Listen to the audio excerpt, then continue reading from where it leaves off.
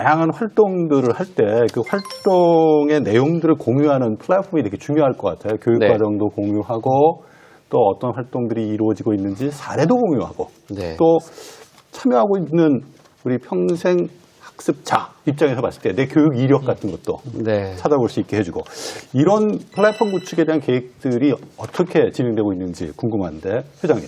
사실은 저희는 정말로 시민 한 분 한 분을 카운트다운을 해서 정말 몇 명의 참여가 이루어지고 그가 몇 개의 프로그램을 또 하고 있는지를 파악할 필요가 있다라고 출발을 했어요. 그게 바로 2017년에 저희가 학습 플랫폼 이 플랫폼을 구축을 했습니다.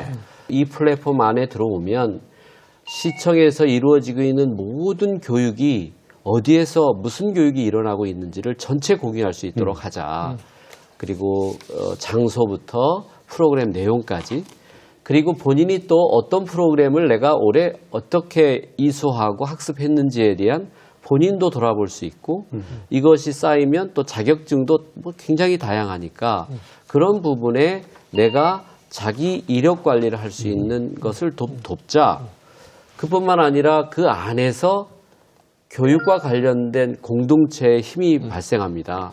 어느 주제가 있으면 함께 모여드는 주민들이 있고 시민들이 있어서 그들이 또 밖에서 만나는 일 그리고 또 내가 피교육자이긴 하지만 또 경력이 쌓이면 강사 역할을 할 때 내가 강사로서 역할은 또 어떻게 해야 하는가 이런 모든 내용들을 플랫폼 안에서 구축하는 것이 굉장히 필요해 보이는데요.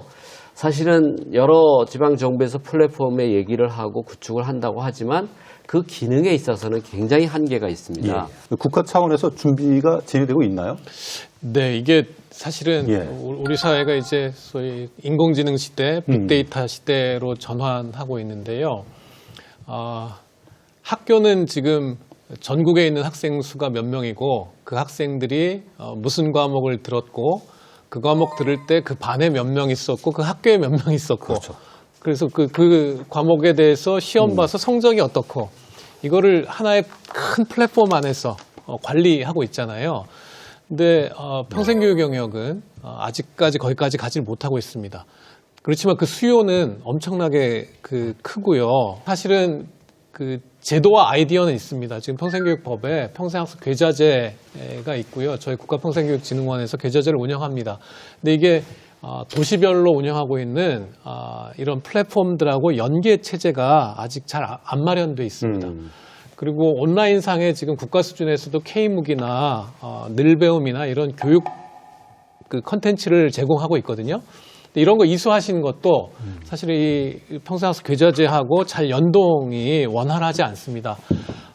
내년에 국가 차원에서는 온국민 평생 배움터라는 것을 새로 구축을 시작합니다. 그래서 우리가 코로나 겪으면서 디지털 사회 전환이 급격하게 일어나고 비대면 온라인에 온 국민이 다 좀 익숙해지셔서 이제 이 계좌제하고 각종 교육 콘텐츠들을 어떻게 연계하고 그런 걸 이수한 것이 이력관리제도로 이어지고 또 지역의 자치정부들이 가지고 있는 이런 교육 프로그램들 또 지역에 있는 시민들이 이수한 것들이 이 평생학습 계좌제로 같이 연동되고 지역 안에서는 우리 지역에 있는 시민들이 얼마나 많은 프로그램들을 어떻게 들었는가 이런 걸 좀 욕심에는 실시간으로 좀 파악해서 정책화하는 그런 걸 좀 지원해드리는 이런 역할을 내년에 시스템 구축 시작하니까 늦어도 후년 하반기쯤에는 이제 좀 제대로 변화된 것들을 좀 체험하실 수 있도록 추진하려고 지금 교육부하고 국회하고 협의해서 좀 속도를 계속 높이고 있습니다. 예. 이게 진짜 평생학습 사회가 되려면 그걸 지원할 수 있는 시스템이 구축돼야 되고 그 플랫폼도 그 중에 하나가 아닐까라는 생각이 들었는데 지금 적극적으로 노력하고 있다고 하니 이 통합 시스템 하에서 체계적으로 이 평생 교육이 이루어지기를 좀 기대해 봅니다. 다시 좀 구체적인 사례 얘기를 좀 해봤으면 좋겠어요. 아까는 저희가 이제 김포시 사례를 좀 이야기했는데 송도의 경우 어떻게 프로그램이 운영되고 있는지 궁금하거든요. 제가 듣기로는 송도는 지자체도 열심히 참여하지만 주민들이 그 구심점이 돼서 프로그램이 운영된다 이렇게 들었거든요. 맞습니다. 저희는 2013년부터 평생학습 기간이면서도 주민자치기관인 주민자치센터를 마을의 중심 공간으로서 어떻게 운영을 해야 할지 고민하게 되었습니다. 주민자치, 평생교육, 마을교육 공동체, 사회적 경제, 문화도시 등 다양한 영역의 학습 기회를 주민들이 경험하고 서로 연계되는 선순환 구조를 통해 지속 가능한 마을 공동체로 성장하는 비전을 탐색할 수 있었습니다. 나아가 지역 사회의 다양한 자원을 네트워킹하고 실천하는 학습 공동체로 성장하는 무형식 학습 마을을 목표로 하며 주민자치센터 운영의 새로운 표준 모델을 제시하고자 노력하고 있습니다. 어떻게 진짜 운영되고 있는지 궁금합니다. 그 주민들이 직접 만들고 구심점이 돼서 운영하고 있는 송도 네. 평생학습 프로그램 같이 보시겠습니다. 주민들의 목소리로 만드는 배움이 있다는 송도 이동을 찾았습니다. 지역 학부모들이 모인 이 시간은 단순한 지역 주민들의 모임이 아닌데요. 차 한 잔과 함께한다고 해서 붙여진 이름 차 한 잔 반상회. 평생학습이 시작하는 곳이죠. 멘토가 직접 커뮤니티로 와서 1대1로 뭐 이렇게 매칭을 해주신다거나 그런 조율을 송도이동 주민센터에서 하시는 거예요. 주민자치회의 송이 총무에게 우리 동네와 평생학습을 주제로 자유롭게 이야기를 나누는 시간인데요.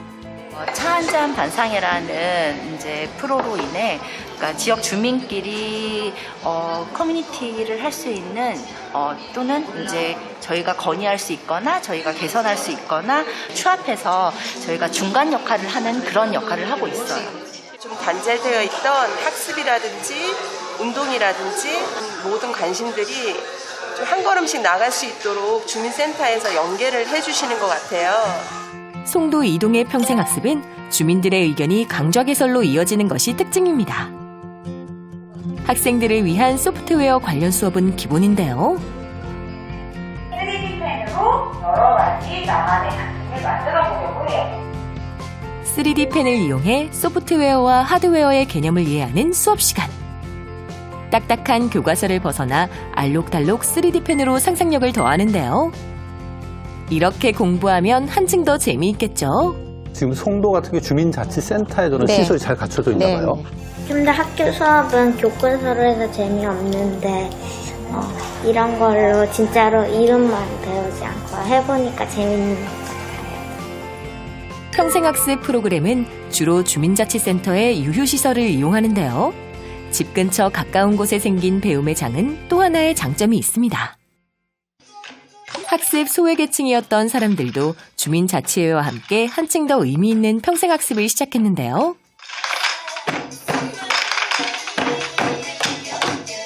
장애인들이 이용할 수 있는 복지시설이 거의 전무하다시피 한데 지금 송도이동 행정복지센터 안에서 저희 장애아들을 위한 프로그램이 개설이 되어 있어서 이제 문화활동 같은 것을 할 수 있는 거기 때문에 저희가 참여할 수 있어서 저희는 좋죠.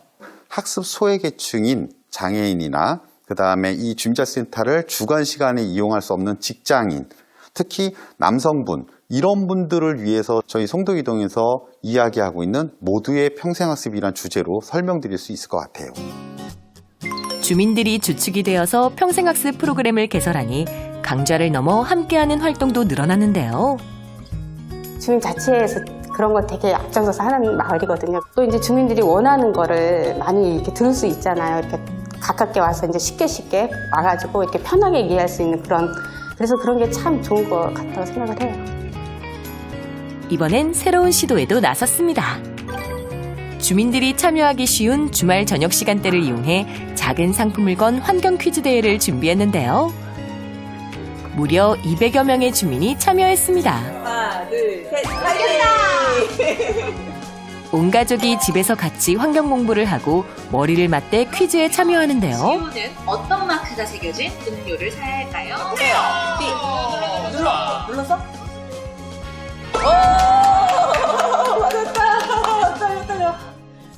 공부라는 딱딱한 형식을 벗어나 함께 즐기면서 자연스럽게 학습이 일어나는 효과가 있죠. 배우고 싶었던 것들을 배울 수 있는 기회가 가까이 있어서 지역 주민들끼리 함께 학습해 나가는 그런 모습을 보여줄 수 있는 것이 참 좋은 매력적인 도시인 것 같습니다. 주민들의 손으로 만드는 송도 이동의 평생학습은 점차 주민들의 축제처럼 자리 잡기 시작했는데요. 그 속에서 오늘도 배움이 꽃피우고 있습니다. 저거는 주민과 학생이 같이 참여하는 마을 프로그램인 것 축제, 같아요, 보니까. 마을 축제. 이웃들이 항상 서로 도움을 주고받고 항상 배울 수 있는 내가 살아가는 동안에 사람들과 함께 공동체성을 가지고 어우러질 수 있는 너무 좋은 도구, 평생학습은 바로 사람을 위해 존재한다. 주민의 목소리로 만드는 모두가 행복한 평생 교육을 응원합니다. 송도 사례 보면서 제가 가지고 있던 편견이 하나 깨졌습니다. 네. 이 평생교육 시설에서 평생교육 활동이 이루어진다고 생각했는데 보니까 카페에서도 하고 네. 주민자치센터에서도 하고 네. 또 집에서도 하고 네. 이 공간이라는 개념이 그렇게 유연하게 확장된다는 게 되게 필요할 것 같다는 생각이 드는데 회장님 이 송도처럼 어떻게 보면 주민들이 주도해서 바텀업 형식으로 만들어가는 평생교육 프로그램이 의미가 있을 것 같은데 그렇습니다. 그런 사례들이 많은가요? 어떤 의미가 있느냐면 이제 그동안의 평생교육, 평생학습관이 있고 그 관이 있으면 1시간, 2시간 와서 그 관에서 다양한 프로그램을 즐기고 참여를 했는데요. 이제 그런 차원보다는 실제 시민들이 원하는 것을 채워주는 방식, 그러니까 백화점식으로 나열했으니까 와서 강의 들어라, 또 수강해라, 그런 방식을 지향하고 이제 마을 단위의 또 주민 단위의 주민자치회나 또 마을회 이런 모습은 바로 주민이 중심이 되는 것이고 우리가 원하는 것들을 만들어 간다는 의미고요. 우리가 원하는 것을 만들기 때문에 그것이야말로 정말 꼭 필요하고 효과성이 가장 높다고 생각합니다. 그렇죠. 그런 의미에서 바텀업 또 아래에서 위로 향하는 그런 모습이 가장 이상적인 그림이라고 생각합니다. 예.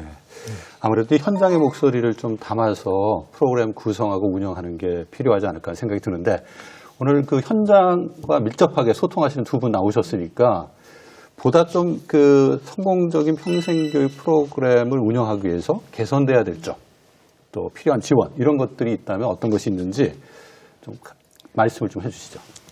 홍보가 제일 큰 이제 힘든 점이에요. 저희가 홍보를 아무래도 그동안 해왔던 교육이 있어서 주민들이 그냥 주민자치센터에서 하던 취미 프로그램 요거 하나 댄스 이제 그런 거에 이제 익숙해 있어서 하던 분들만 계속 교육을 하고 있습니다. 아까 이제 자료에서도 한번 나왔지만 가까이 배움터 그 네이밍을 저희가 해서 그걸로 올해 이제 공모해서 선정해서 그걸 각 읍면동에 그걸 다 현판식을 한 이유가 교육이 뭔지 주민들이 직접 나서서 하는 거란 그런 의도를 가지고 그렇게 홍보를 시작을 했습니다. 이렇게 해서 주민들이 참여해야지만 교육도 풀뿌리 교육이 되겠다 해서 저희는 이제 홍보는 그런 식으로 해서 이제 개선을 했습니다.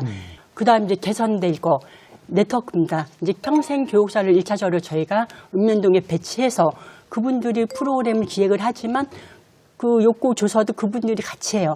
그리고 이제 코디네이터 그분들 그리고 이제 강사연합회나 그런 분들도 있지만 제일 중요한 이제 마을의 통리장단이나 주민자체가 이제 가장 큰 역할을 하겠죠. 그래서 이분들이 다 도와서 네트워크가 구성이 되면 지금 현재는 이제 각자 다 하고 있는데 저희가 이제 그 부분도 네트워크 구성을 해서 같이 홍보 그리고 참여 해서 같이 피드백까지 할 수 있게 그렇게 이제 구성을 해야 됩니다.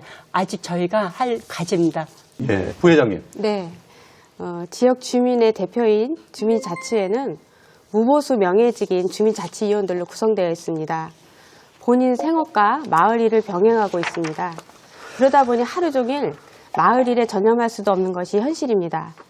저희 송도 이동과 같은 도시 지역 주민의 수만 명의 욕구를 파악하고 다양한 행정의 수요를 해결하기 위해서는 점차 마을에도 전담 인력이 필요하다고 생각합니다.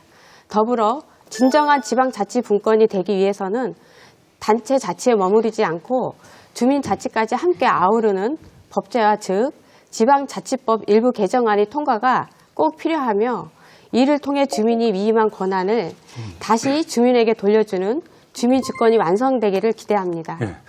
지금 부회장님 말씀 중에 이제 법제화와 관련된 이야기가 있었는데 이런 현장의 목소리를 담는 제도적 개선도 필요하고 어떻게 전체 정책 측면에서 개선도 필요하다고 보이거든요. 평생교육법 같은 경우도 학교의 정규 과정이 이제 분절적으로 돼 있는 것을 하나의 틀 속에서 전생의 맞춤형 교육으로 전환하는 일도 법령이 개정이 필요할 것 같고요. 또 지방자치법도 당연히 지방자치법에 근거해서 단체장이 반드시 하여야 한다로 적극적인 업무로 지침이 있어야 가능하지 않겠나. 고등교육법도 대학이 같은 지역 안에 있으면서 대학 따로 지방 따로입니다. 산관학으로 말은 하지만 실제로 이루어지는 것이 약합니다. 그래서 이런 것도 법의 개정을 통해서 자유롭게 지방정부와 대학이 만나는 이런 과정이 필요해 보이고요. 또 마을교육 공동체도 상위 법령이 없습니다. 조례로 지방정부에서 각각이 알아서 역할을 하는 부분도 좀 제정이 필요할 것 같고요. 또 마지막으로 자치교육 촉진법, 그래서 자치교육의 시대를 실현하기 위해서는 여러 가지 교육청과 일반 행정이 여러 가지 개정을 해야 될 내용들이 굉장히 많습니다. 이런 것들을 한 가지씩 개정해 나가는 이 일을 우리가 함께 해야 된다고 생각합니다. 예. 저도 한마디 드리면 지난 24일 날 2022 교육과정 개정 총론의 주요 내용이 발표됐는데 그 첫 번째가 지역사회와 그 학교가 연계 상호협조 체제를 마련해서 학교와 지역사회 교육 격차를 줄인다든지 지역교육과정을 활성화하기 위한 교육과정의 다변화 등이 내용에 포함되어 있습니다. 이것이 가능하려면 교육청과 기초지방자치단체의 연계 협력이 보다 강화될 필요가 있고요. 아울러 최근에 시흥시에서 시흥시 교육자치 지원에 대한 조례가 만들어졌는데 여기서 읍면동에서 교육 거버넌스가 일어날 수 있도록 마을교육자치의 지원을 조례를 했는데요. 이런 조례들이 현실화될 수 있는 아까 오산 시장 말씀하신 것처럼 마을교육공동체 관련법, 그다음에 교육관련법, 교육기본법 등등에 대한 전면적인 개정들이 좀 필요할 때고 이것을 내년도에 또 중요한 정치적 계기들이 두 번이나 있지 않습니까? 이런 계기를 통해서 좀 시민들이 참여해서 공론화돼서 현실화됐으면 좋겠다는 바람입니다. 예. 저희가 2주간에 걸쳐서 평생학습에 관해서 이야기를 나눴는데 이 평생학습의 준비는 피할 수 없는 시대적 과제가 아닐까 이런 생각을 좀 해봤습니다. 끝으로 앞으로 이제 자치교육에 기반한 평생교육의 성공적 안착을 위해서 필요한 것이 무엇인지 어떤 방향으로 평생교육이 나아가야 될지 마무리 지원 말씀 부탁드리겠습니다. 회장님. 네, 결국 살고 있는 주민 입장에서 시민 입장에서 행복은 오래 정주하면서 이웃을 살피고 지역사회에 함께하는 것이 가장 행복한 삶이 될 수 있다 이렇게 말하고 싶습니다. 결국 평생교육의 힘 또 자치교육의 힘은 우리의 내일이고 또 미래이다 이렇게 생각을 합니다. 모든 아이디어는 그동안 많았는데요. 이게 현실화되는 데는 결국은 이 일을 해낼 수 있는 사람 그리고 그것을 뒷받침할 수 있는 국가의 정책과 예산이라고 생각합니다. 여전히 우리 교육 예산 중에서 평생교육이 차지하는 부분이 매우 작습니다. 그러니까 교육부 전체 예산의 뭐 1%도 안 된다 그러고요. 늦었지만 평생교육과 관련된 국가의 재정 투자, 우리 사회가 학교 교육의 일변도인 교육 정책을 이제 주민들이 참여하는 주민들이 모두가 다 혜택을 누릴 수 있는 보편적인 평생교육, 평생학습권의 보장을 하는 시대로 전환해야 된다는 게 좀 더 부각됐으면 좋겠고요. 이 과정 통해 가지고 평생교육과 관련된 국가의 예산 또 자치정부의 예산 이런 것들이 좀 획기적으로 늘어날 수 있는 그런 계기가 됐으면 좋겠습니다. 예, 부회장님. 생각을 바꾸면 행동이 달라지고 행동이 바뀌면 세상이 달라집니다. 불확실성이 증대되는 지금 이 시대에 주민의 역량의 내구성을 높이는 유일한 방법은 평생학습이라고 자신할 수 있습니다. 이제는 새로운 사회의 발전과 삶의 패러다임이 필요한 시대입니다. 예, 팀장님. 네. 그 1928년에 카를 마나이람이라는 지식사회학자가 세대 문제라는 책을 썼는데 거기서 세대는 단순하게 동시대에 태어나서 형성되는 것이 아니라 공동의 경험을 가짐으로 형성된다 얘기를 합니다. 그동안 학교 교육의 한계가 너무 분명했죠. 이제는 지방자치단체와 함께하는 교육이 중요합니다. 평생교육의 대상은 더 이상 성인만을 대상으로 하고 있지 않습니다. 이런 측면에서 저는 이제는 MZ세대와 같은 소비 담론이 아니라 MC세대, 마을 교육 공동체, 마을 커뮤니티 세대가 탄생됐으면 좋겠습니다. 우선 지자체에서 우리가 할 수 있는 것부터 차근차근 뭐 하루아침에 할 수는 없지만 단계적으로 할 수 있는 거여서 시 같은 경우는 우리 김포시 같은 경우는 단계적으로 잘하고 있다고 자부하고 있고요. 그래서 이제 올해도 저희가 이제 재단 설립이라든지 플랫폼 구축 그리고 이제 평생 학습관 신축 이런 식으로 해서 저희가 단계적으로 저희가 계획을 하고 있습니다. 그래서 시민들이 다가설 수 있게 환경 조성을 저희 지자체에서 체계적으로 해야 된다고 생각합니다. 예, 마하트마 간디가 이런 이야기를 했다고 합니다. 영원히 산다고 생각하고 끊임없이 학습해라. 평생학습 시대에 살고 있습니다. 성공적인 평생학습을 위해서 우리 미래 세대들이 살고 있는 도시와 지역이 학습 공동체로 거듭나기를 응원합니다. 오늘 시청해주셔서 감사합니다.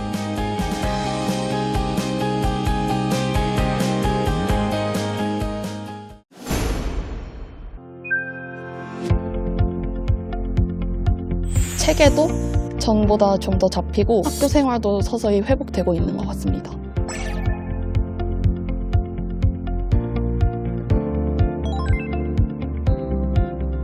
교육 격차 해소 문제 2022년 이후에도 지속될 문제이기 때문에